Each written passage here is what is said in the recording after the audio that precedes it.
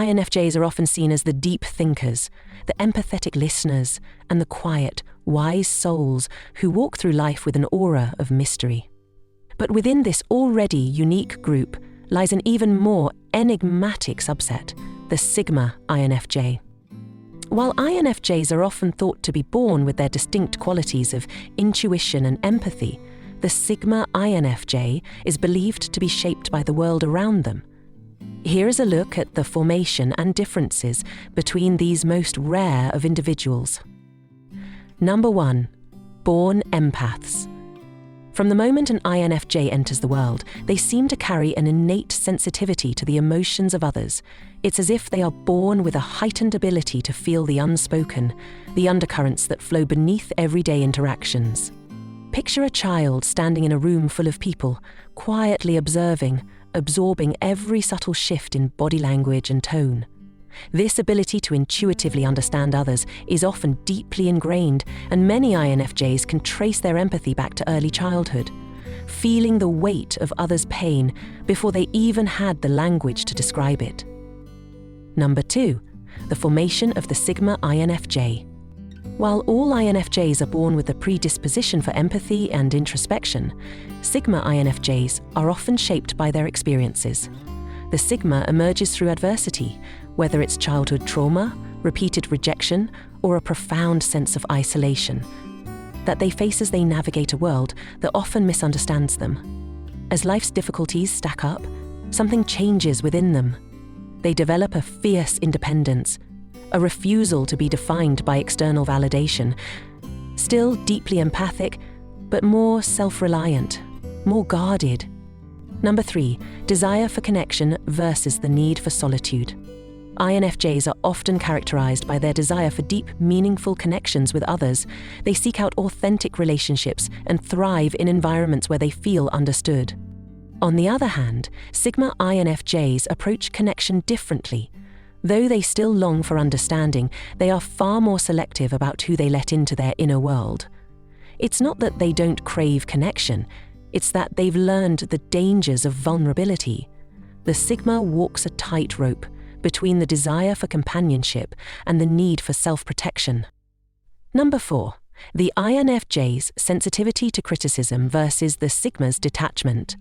The average INFJ is highly sensitive to criticism, often internalizing the opinions of others and feeling the sting of rejection deeply. They may overanalyze situations, replaying interactions in their minds and wondering where they went wrong.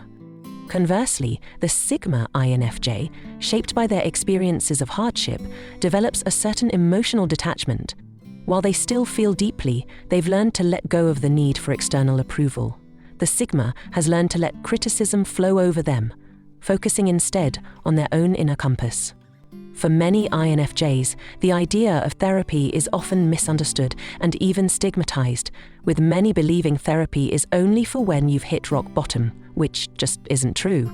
In reality, it can be crucial in helping you create the life you desire wherever you are in your life. If you feel stuck, maybe a little broken or lost, or maybe you just want to move your life in a more positive direction, online therapy quickly connects you with therapists by phone or laptop, making therapy more accessible, affordable, and all from the comfort of your own home. You don't have to struggle alone. Join the millions who've taken that first step. Check out the link in this video's description for 20% off online therapy. Number 5. The INFJ's idealism versus the Sigma INFJ's pragmatism. INFJs are known for their idealistic views of the world. They hold a vision for what could be, whether it's a more just society, a more loving relationship, or a world where empathy reigns supreme. Sigma INFJs, while still deeply caring, are often more pragmatic in their approach. Their life experiences have taught them that not everything can be changed, and that sometimes survival means adapting to the harsh realities of life, like an ancient tree, rooted in reality and standing tall and resilient despite the storms it has weathered. Number 6. The advocate versus the lone wolf.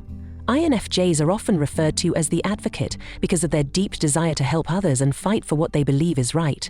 They often take on the role of the quiet crusader, working tirelessly behind the scenes to make the world a better place. Sigma INFJs, while still motivated by their core values, take on the role of the lone wolf. They work more independently, preferring to operate on the fringes rather than being part of a collective.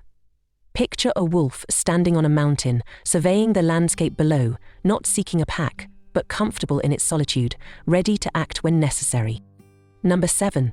Sensitivity to emotion versus strong emotional armor. All INFJs are deeply sensitive to the emotions of others, often feeling overwhelmed by the emotional energy they absorb. However, Sigma INFJs have learned to develop a form of emotional armor. This doesn't mean they no longer feel deeply, rather, they have learned to protect themselves from being consumed by the emotions of others. They stand at a distance, observing the storm, but no longer allowing themselves to be swept away by it. The Sigma's emotional resilience is hard-won, the result of years spent learning to manage their sensitivity. Both are rare, both are powerful, but their journeys are shaped by different forces, one by their inherent nature, and the other by the trials they endure. Through this lens, we see that the INFJ's path is not just a reflection of their inner world, but also of the world that surrounds them. Be sure to check out the link in this video's description for 20% off of online therapy. You're going to love this next one on the secret superpowers of the INFJ. See you there.